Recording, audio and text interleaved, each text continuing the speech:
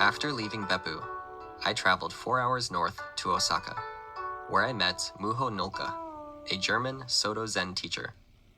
Muho ordained as a monk over 30 years ago and served as the abbot of Antaiji Temple for 18 years. He now lives in Osaka and teaches meditation regularly at Osaka Castle Park. Was the Buddha and what did he teach? I could imagine that every Buddhist has their own idea of who the Buddha was, what he really taught, what really Buddhism is all about. And I think it's okay that everybody has their own idea. In my case,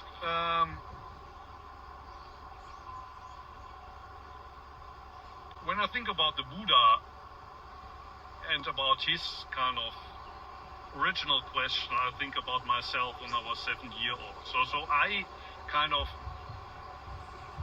see the Buddha through my own eyes, and I think that's okay. So for me, the Buddha is somebody who questioned the meaning of his life. He felt he was suffering, and that's something that is also speaking to me. That was the case for myself. Life is, well, not satisfactory. You're never completely satisfied. Why is that? Because you always want it different than it is. You always want the things that you can't have, and the things that you have are exactly those that you don't want to have. That goes for people, that goes for things, that goes for everything in your life. It's never exactly the way you want it.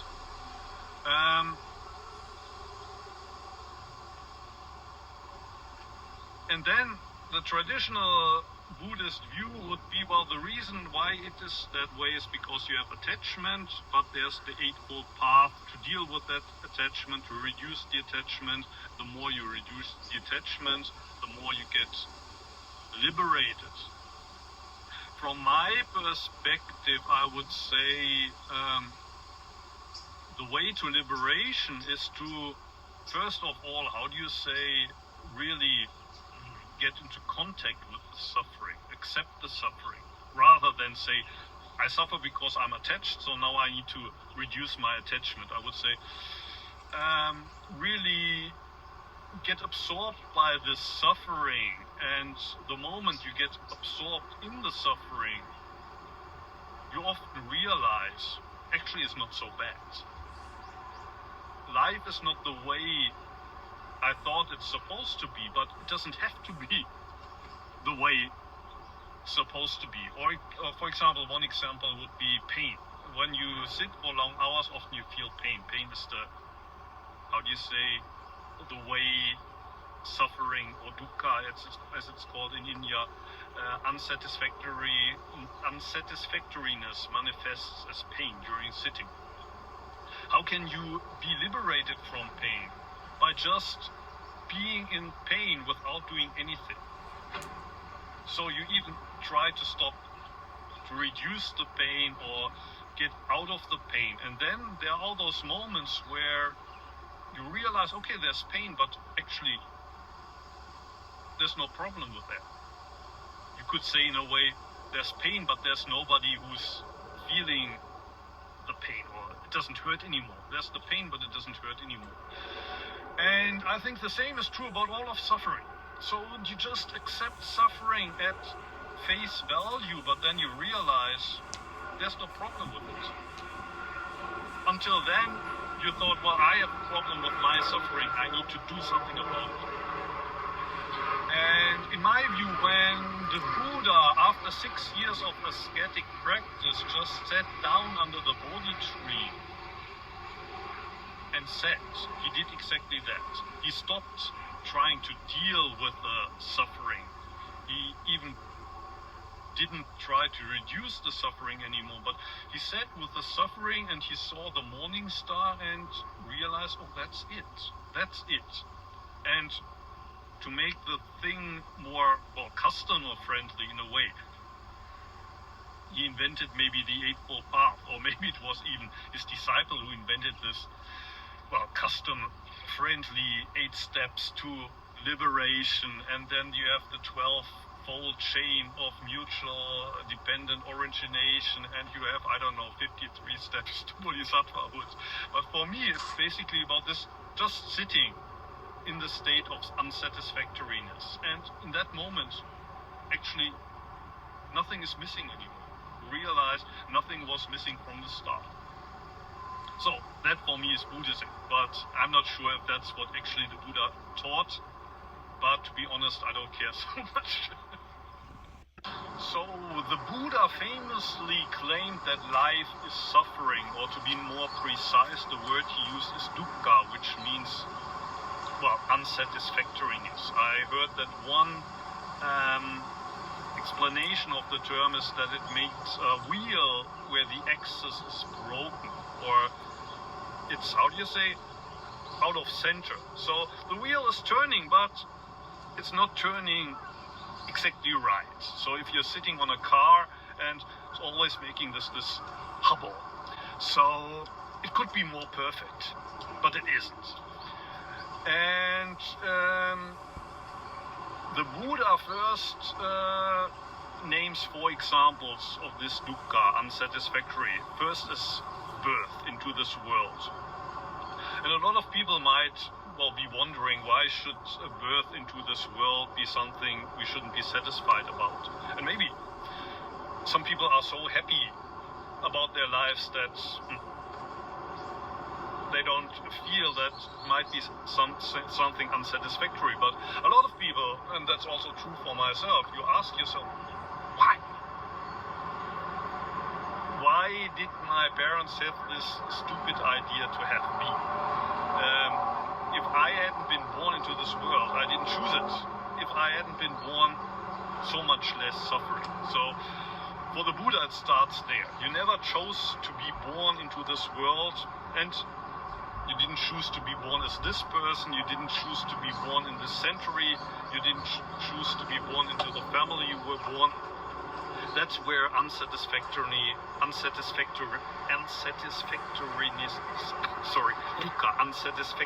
starts. You could have been born as a better person, more intelligent, more handsome, in a more wealthy family, whatever. Or you could have been born never at all, and for some of us that sounds like the best option, whatever. Next point is getting older. Most of us would rather stay young, but you get older, and then number 3, you get sick, and number 4, you die. Even those of us who rather prefer never to have been born, when it comes to dying, would say, wait a minute, wait a minute, I don't want to die. So those are the 4 basic forms. You didn't choose to be born, you don't want to get older, you don't want to get sick, you don't want to you don't want to die, but all of these will come. Or maybe you die before you ever get sick, but usually we get sick. And then there are 4 other quite easy to understand forms of dukkha. One is you're never with the persons that you want to be around. For example, a romantic love would be one example. You never can get the one that you would want to have. Your love interest. Other boys or other girls always get the better partners. You always feel that you are less popular. And the one that you get is never the one that you really wanted. And today we have Tinder, we have all these opportunities to get the perfect choice. So sometimes you get exactly the person that you wanted. You chose that one and you get it. And the funny thing is, even then, dukkha works. You thought you got the one that you wanted, and 2 weeks later, 2 months later, maybe 2 years later, you realize it wasn't the one after all. So that's a very easy to understand form of dukkha. You never get the one that you want, and the one that you get, the moment you get it, you realize it's not the one that I wanted. And then that's number 7 and 8. That also goes for all the other things. You never get exactly what you wanted from life. Today you could order everything you want from Amazon, and maybe you are, how do you say, excited for a day or two until the parcel arrives, and then you open it. No, it doesn't make me happy. You get exactly what you ordered, and still there's this realization, no, that's not what I wanted after all. And number 8 would be, well, exactly this. So you never get what you want, and what you want is never what you wanted. That's dukkha. That's dukkha. It's basically, I think, what the Rolling Stones sang about when they said, well, I can't get satisfaction. Although in the 21st century we can get basically everything compared to the time of the Buddha. Probably each one of us has a, how do you say, more luxurious life than the Buddha had as a prince. We have smartphones. In Japan we have toilets that automatically clean our behinds if you just press a button. You press a button and a machine cooks rice for you. You have a cleaning robot that cleans the house for you. We have everything, and still we are not satisfied. That's dukkha. How can you get released from that? How can you get liberated from dukkha? The short answer is to just accept, well, that's the way it is. I'm not satisfied 100%. I never get exactly what I wanted. So what? So what? Is there a problem? No, there's no problem with that. It only becomes a problem if you make it into one. If you think, but I'm supposed to get this, I'm supposed to be happy. But as soon as you let go of this idea, I'm supposed to be happy,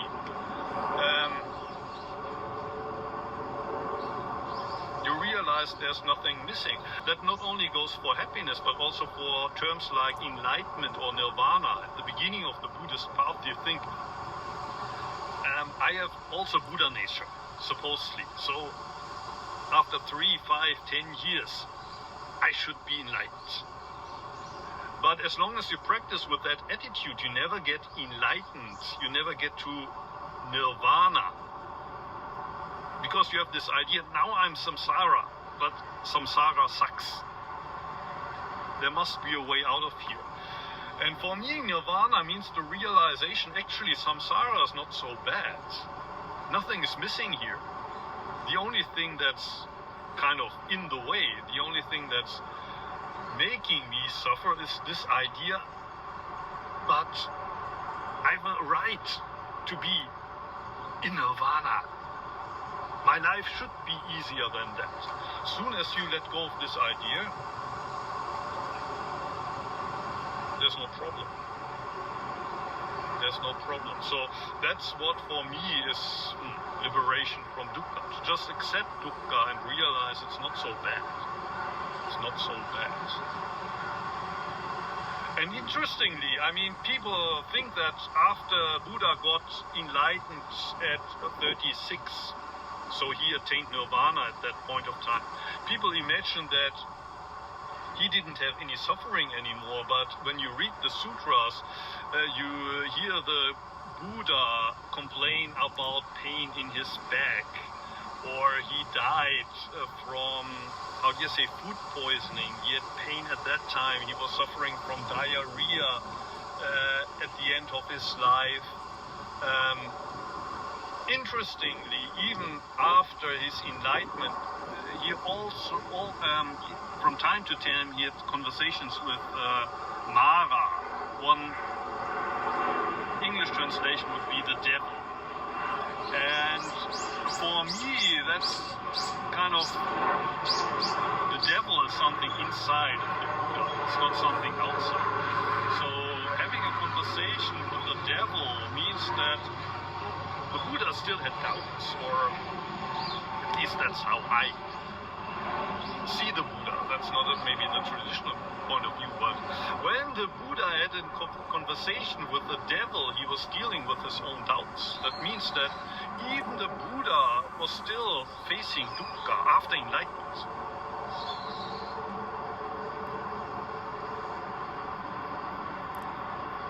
But that for me, there's no contradiction there. To accept that's the normal state. There's still this black or dark part in myself. There's suffering in my life, but I accept it. I talk with the Mara, I talk with this dark side in myself. I accept it, I face it. So that for me is liberation from suffering. There are many layers of suffering, many degrees of suffering, and probably all of us, we want to have less suffering. We want to get free of it. But in my view, in my experience, of course, for a limited time you can, how do you say, take a break from suffering. But if you want to be really free from suffering, that means to, first of all, embrace that reality that you're suffering from. So it's not a movement away from suffering. You go to a meditation center and then for 30 minutes, for an hour or so, you can forget all of your suffering. Maybe even if that's the case, you will get back to your life, to the reality that you're suffering from. So in Zen, it's more the opposite approach. Get closer to what you're suffering from. Get so close that there's no separation anymore. And if there's no separation anymore, there's not me suffering from that anymore. But it's only, for example, in the cane, there's only pain. There's only pain. But when the separation disappears, there's nobody suffering from the pain. And I think that's true for many forms of suffering, that rather than kind of try to get out of there, we need to get closer to it. And of course, not all forms of suffering we need to accept as they are. Sometimes we also need to work with them, try to change ourselves or try to change things in our environment. But also for those changes to occur, we need to get closer to it. There's something in our family that's causing us to suffer rather than try to kind of get away from it, get closer to it. What is it that causes the problem? At work, whatever. Get closer to the root of the suffering. Allow yourself to, be swallowed by suffering. I often use the metaphor of a meadow and sheep. And originally I used this metaphor to explain of what's happening during meditation. So meditation, we often think, I'm gonna sit and I'm gonna have a peaceful mind. But what's happening, to the surprise of many beginners, is you hear meh, meh, meh, meh from here and there. There's all these sheeps making a lot of noise. There's black ones, white ones. And the first thing you think is, my role is to play the shepherd and silence the sheep. And I need to separate the white ones and the black ones. But you're not successful. The more you try to do that, the more chaos the sheep cause. One thing you can do is, for a while, become the sky and just watch what's happening on the meadow. You don't touch the sheep, you don't try to control them, you just allow them to be. And usually they get much more peaceful. And I would say that you should not stop even there, because at that point where you are the sky, there's still this distance. You're watching from the distance. Allow yourself to be the meadow. That means you allow the sheep to trample on you, to feed on you, to take a dump on you. You allow all of that, please. I'm here for you. So that's true for thoughts and emotions that come up during Zazen, but that's also true for all the other things in our life. For example, the things that we suffer from, the sheep that make them suffer, rather than try to control them and rather to take a distance from them, become the meadow for them. And at one point, these sheep, they are fed enough. They are full, and then they take a nap. But for that to happen, you need to become the meadow for the sheep. For some reason, I got into Zen meditation.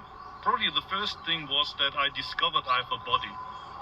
Everybody knows that you have a body, but if you had asked me when I was 16, where are you? Who are you? I would have pointed to my head, the brain that's thinking in here. That's me. Or maybe I'm something outside that's connected to the brain, whatever. I never thought that everything that comes below my neck was really a part of myself. So in school I was always sitting like this or laid back. And what surprised me about Zen is actually everything felt different when I just sat straight for 15 minutes, maybe half an hour. And of course I knew that to live I need to breathe, but I never felt my breath. 16 years of my life I'd never felt my breath. And for the first time I felt myself breathing in, breathing out, and was a big discovery. How come that something that was so close had completely escaped my attention? Or that bird that probably had sung from morning the whole day, for the first time I hear the bird that's singing outside the window. What's the role of meditation or Zazen? Well, the official answer in my school is it's good for nothing. Zazen is good for nothing, but that's exactly why we do it. To get us out of this mind, I want this, I want that. I want to improve myself. I want to get enlightened. I want to get to nirvana. Zazen, in short, means to take a break from that game. Stop collecting points, even enlightenment points, even dharma points. You quit doing that. And in theory, you don't even need to do sitting meditation. You could just live your whole life from morning to night without worrying about the points that you collect in the game. But with most things we do, there's a result. For example, to work. When you work, you get a result from that. You get something from studying, even cleaning up your room. As a result, your room is cleaner. So it's very easy to get attached to the result. While with sitting, ideally, there's nothing after 1 hour that you gain. Maybe in the beginning you feel something is changing. I'm more relaxed now. I'm more quiet. I become a more stable person. It also helps me to be more harmonious with the people around me. And all of that is true, and also it's important to a certain degree. But after a couple of years, do you get to a point where you maybe have the feeling, well, even if I sit, it doesn't change me so much anymore. But exactly that's the point, to continue then to just do it, to just return to this point that's good for nothing, where you can't get any points. You don't gain any points, but that's the, how do you say, the precious thing about this practice. You don't gain anything, and that's okay. When you sit for half an hour where you don't have to achieve anything, not even satori, not even samadhi, not even a quiet mind. It's even okay if thoughts are drifting through your mind. You don't worry about that. You allow that to happen. So that's for me the meaning of meditation. A time where you don't have to achieve anything. Would you say in that there's peace or freedom in that? Yeah. That's ultimate peace. That's ultimate peace. One important element of Buddhism and Zen is mindfulness. It's also the seventh part of the Eightfold Path, right? Mindfulness. Being in the moment, being in everything that you do. So, when you clean your room, you just clean it like that, but you're really in there, in the cleaning. When you sit, you're not just sitting in a kind of drowsy state, but you're completely mindful, aware. When you sit at work, you're working mindfully. That means you're doing exactly what you do. Your mind is not somewhere else. A lot of people have heard about mindfulness. They understand it's important, but in my view, there are also traps of mindfulness that some practitioners seem to be not aware of. What's the trap of mindfulness? For example, when you eat, you understand, I need to be mindful when you eat, so you close your eyes, you chew and chew and chew, you count how many pieces of carrots are in the soup, and that moment you think you're mindful, but your mind is somewhere else. You completely lost track of what's happening around you. You're so mindful when you clean and you brush with the broom that you fall over your own feet. So sometimes it's also important to let go of this idea, I need to be really mindful, and just do it. So I often told my students, when you clean the dishes, don't do it mindfully, but clean the dishes. And the idea behind that is, if people try to clean the dishes mindfully, they do it with this idea that I have to do it somehow extra mindful. And that moment you're not really cleaning them anymore. You're kind of observing yourself while you clean the dishes. So there's an extra you, kind of the observer somewhere up there. Just clean the dishes. Of course, when I say just clean the dishes, it doesn't mean that you should be distracted and be doing something else while you clean the dishes. Clean them 100%, but even forget about this idea, I need to be mindful, I need to be mindful. Just do it. Just do whatever you do. Is the goal of that to be one with what you're doing? Because there's typically this sense of separateness, me here and the dishes there, and I am washing the dishes outside myself, but through that, just doing it, there's more of a oneness with what you're doing. You could say that doing things mindfully means to be one with what you do. But then, of course, some people might ask, how do I know when I'm one? And the answer is you don't know. You know when you're two. But if you're one and then you ask yourself, is this now the state of oneness? Then you're already out of there. So it would be another trap to think, I need to become one, I need to become one. You will never become one as long as you try. Forget about even this idea of becoming one or being one. Just do it.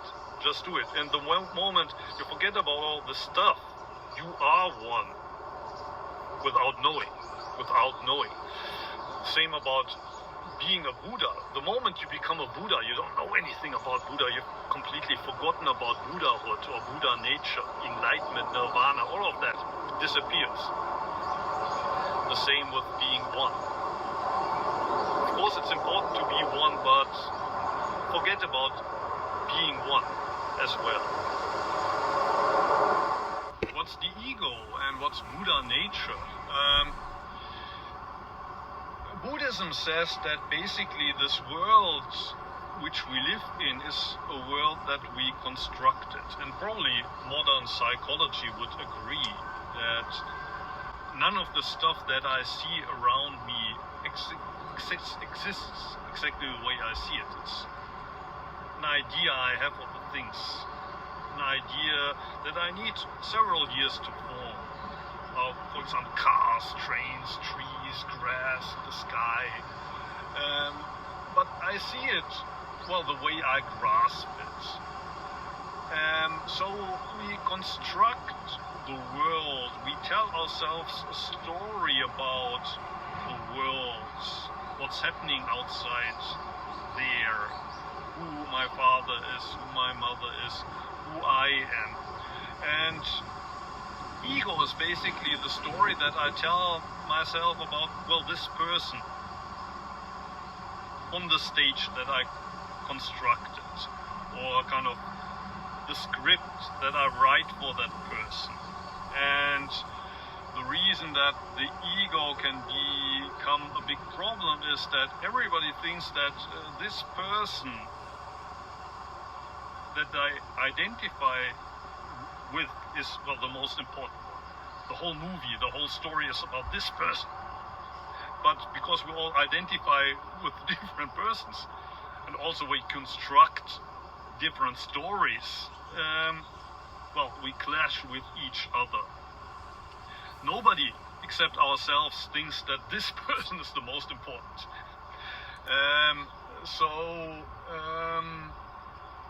Nobody appreciates us the way we would wish to be appreciated. That's ego. That's what I would say is ego. Kind of the idea, the presumption that this person that I call myself is the most important, that the whole story or the whole movie, whatever you want to call it, is about this person. So what is Buddha nature? Traditionally in Buddhism, Buddha nature means the potential of each living being to become a Buddha at one point. In Zen, you don't understand it that way. In Zen, you would say, right now your reality, the reality you're living right now, is Buddha nature already. This moment when I speak, Buddha nature is speaking. This moment when you watch and listen, Buddha nature is watching and listening. So, using the metaphor of the story or the movie, Buddha nature would be the screen where the movie takes place. Buddha nature is what becomes before you construct the world, but what needs to be there for a world to appear in the first place. So, in the Heart Sutra, which is a very basic text in Zen, there's this phrase which says, there's no eyes, no ears, no nose, no tongue, no body, no consciousness, and there are no things that you can see, nothing to hear, nothing to smell, nothing to taste, nothing to feel, nothing to be conscious of. The whole reality that you constructed, it doesn't really exist. Buddha nature, in my view, is what becomes before that. So, you can say there's no eyes, no ears, no nose, and so forth, but you could also say, actually, those eyes and ears and nose and tongue, those are the eyes and ears and nose and tongue of Buddha nature. Right here in this moment, Buddha nature is seeing, hearing, smelling, tasting. The difficulty with Buddha nature is when you explain it like this, you make Buddha nature already into something. So Buddha nature becomes part of the story, becomes part of the map. So in Zen, one of the famous koans is about the Buddha nature of a dog. A monk asks his teacher, does even a dog have Buddha nature? And the textbook answer would be yes, of course. All living beings have Buddha nature, even dogs and cats have Buddha nature.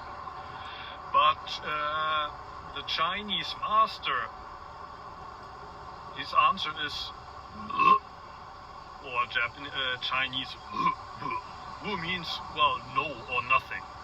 There's no Buddha nature. And well, the point of the koan is, how can that be? All of the sutras teach that all of us have Buddha nature. How can this Chinese master say that there's no Buddha nature? And the point of the koan is, of course, something that you shouldn't explain, but if I explain it just a little, Mu means let go of this theoretical concept that you have of the Buddha nature and become one with, well, Mu. And Mu in this case would be the ungraspable. Start trying to grasp Buddha nature, but rather get in touch with that which is watching and seeing and smelling and tasting, feeling, being conscious in this moment. What is it? What is it? What is it? What is Zen? Well, there's two possible answers. One is, Zen is one school of Buddhism. It developed in China about 1,500 years ago. Usually they say that it was the Indian monk Bodhidharma who brought Zen from India, and when he met the Chinese emperor, and probably it's a made-up story, but for the identity of Zen Buddhists, it's an important story. Bodhidharma was supposed to have had an interview with the Chinese emperor, and the Chinese emperor had built lots of temples. He had supported monks and nuns. He had the Indian sutras translated into the Chinese language, and he asked Bodhidharma, first of all, what virtues have I accumulated by all that I've done for Buddhism? And Bodhidharma said, no virtues at all. And the emperor was surprised and asked Bodhidharma, well, what is the holiest thing, the one holy truth of Buddhism? And Bodhidharma says, it's open and wide, there's nothing holy. And the emperor lastly asked Bodhidharma, who are you? Who are you to talk to me in that way? Bodhidharma said, I have no idea. And then he went to Shaolin to sit for 9 years in a cave until his first student came. And at first Bodhidharma wouldn't even look at him. Only after the student chopped off his arm to demonstrate his motivation, his willingness to study with Bodhidharma, he turned around and the student asked, my mind can't find peace. Please give peace to my mind. And Bodhidharma said, well then, show me your mind. Bring that mind to me. And the student says, I can't find it. And Bodhidharma says, there, your mind already has peace. That's the story about how Zen started in China. And Bodhidharma is also credited with saying that we don't rely on the sutra. That's the difference between Zen and all the other Buddhist schools. They all rely on this sutra or another sutra, because there's lots of scriptures in Buddhism. And few Buddhists study all of these scriptures. There's too much. So they concentrate on one. For example, the Lotus Sutra, or a sutra that concentrates on the Buddha Amitabha, whatever. And Zen says basically forget the sutras. Follow the example of the Buddha. That means sit.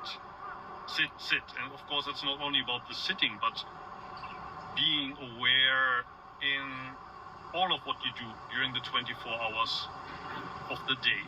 So Zen is the school in Buddhism that says, well, if you don't become Buddha, you won't find the Buddha anywhere. You don't find him in the scriptures, you don't find him in the temple halls. It's not about the statues. You have to manifest the Buddha in daily life. And that's, well, the historical development, but you could say that actually, well, Zen isn't part of Buddhism at all, because you don't have to believe in Buddhism. You don't have to believe in the teachings to do that. You could do it as a Christian, you could do it as a non-religious person. So you could say, and some people do that, that Zen is kind of the core of Buddhism, but it's not part of Buddhism. You could also, well, take it out of there, so to say. Remove the religious taste of Buddhism altogether. In China, Zen developed into 5 different schools, and Rinzai and Soto are the 2 that exist until today in Japan. Soto is my school, Rinzai is the other school. Rinzai is famous for using koans, so you don't just meditate, but the teacher gives you a question. One famous question is, 2 hands clap. What's the sound of 1 hand clapping?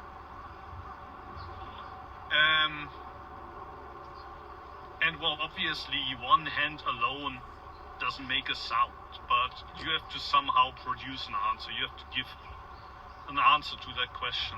And then there's hundreds of these questions. So in a way, the teacher drives you into a corner, or he tries to, how do you say, get you into a state where all of your logical thinking doesn't get you anywhere. And in Soto, you don't use these questions. It's all about sitting. And in the beginning, at least that was the case for myself. You think, well, you meditate to become a Buddha in the future, to get enlightened, become a Buddha in the future. But what they tell you in Soto is sitting is good for nothing. You don't even get enlightened. You will never become a Buddha. And then the question, of course, is, well, why do we sit then? So in a way, you could say that in Soto, the practice of Zazen itself is the core. What am I doing here? Why am I doing this? And while the official textbook answer would be, well, because sitting itself is an expression of Buddhahood. When you just sit without the idea of gaining anything from that, you are already Buddha. But when this textbook answer becomes an intellectual understanding, it's also a trap. So the idea of Soto is to get, well, behind this intellectual understanding that sitting itself is an expression of enlightenment, and well, to just sit when you sit, to just clean when you clean, to just eat when you eat. That's how I would describe Soto Zen. Zen is all about letting go. If I had to express Zen in one word, you could say it's letting go. Completely letting go of everything. And probably a lot of people are not interested in letting go. It's rather that I want more. And what I have already, I want to keep. Or I want to get rid of this and rather have that. People don't want to just open the grip of their hands and let go.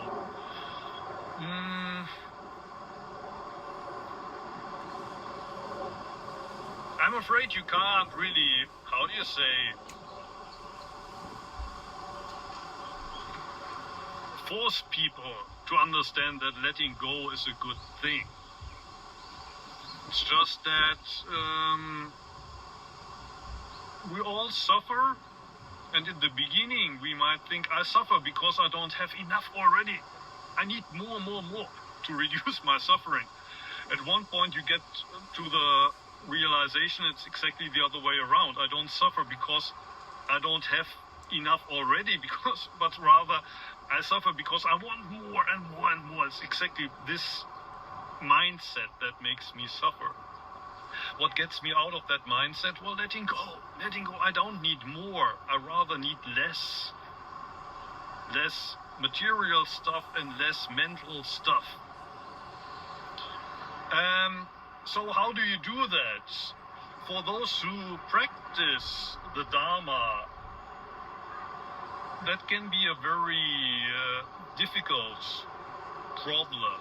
So you understand that letting go is a good thing. You say, I want to let go. I want to let go. When you meditate for 30 minutes, you try to not think about enlightenment, nirvana, but rather you want to let go of all of that. I want to let go of everything, especially things like, I don't know, I want to buy this, I want to have sex, whatever. You want to let go of all of that, but you can't. You're still thinking about what you want to eat for dinner, you're still thinking about your girlfriend, you're still thinking about this enlightenment that you hope to have at some point in the future. How can you possibly let go? And my answer to that is, as long as you try to let go, it's never gonna happen. Letting go is nothing that you do. It's not that you sit and then you tell yourself, now I let go, and then it's happening. It's not gonna happen. Forget about letting go. Opening the hands, Uchiyama Roshi, which is the teacher of my teacher's teacher in Antaishi, he has this expression, opening the hands of thought. And that's his expression for Zazen. You open the hands of thought, and when you open the hands, you're ready to accept what's happening right now. So letting go doesn't mean to push things away, but it means to just allow reality to manifest in this moment. And this can be, for example, craving, desires. Allow that to happen without touching it. So don't tell yourself, I need to let go. Rather, allow reality to unfold without getting involved in it.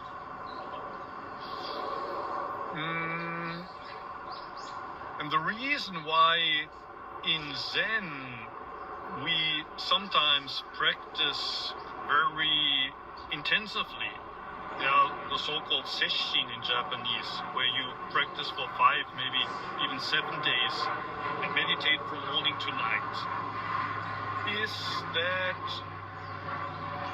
usually around the 3rd day or so,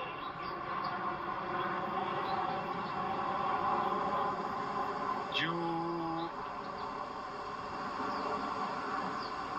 get to a spot where pain, frustration, all of that, doubts about the meaning of what you're doing, get so strong that you have only 2 options. Either you pack your stuff and leave, or you keep sitting on the cushion even though you're so desperate that sometimes it feels as well, it costs your life.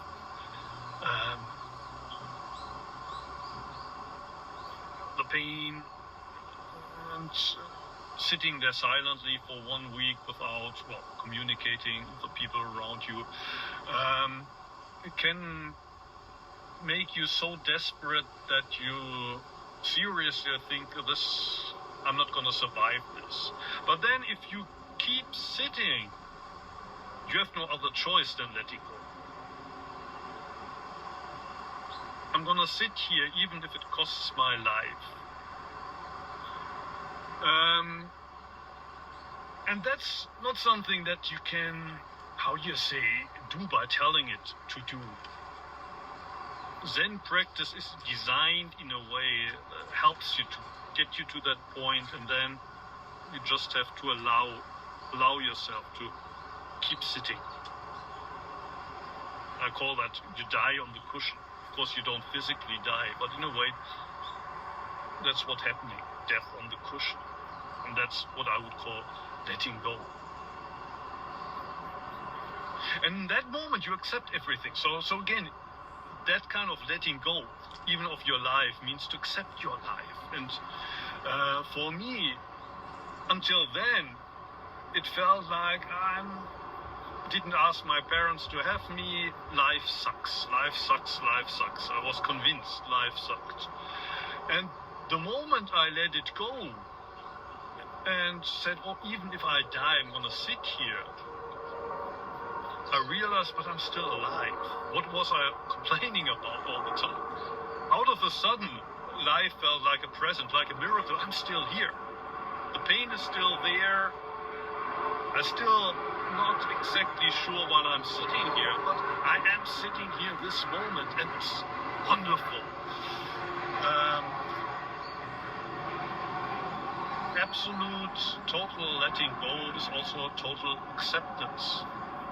And in that moment, there's no dukkha anymore, no suffering anymore. You wonder, what was I complaining about all the time? What was I complaining about my whole life? But in my experience, you have to pass. In the Bible, there's this. I think Jesus talks about the ear of a needle, the eye of a needle. You have to pass through a needle, and it feels like this. A very, very small hole. It's impossible to pass through, but when you pass through,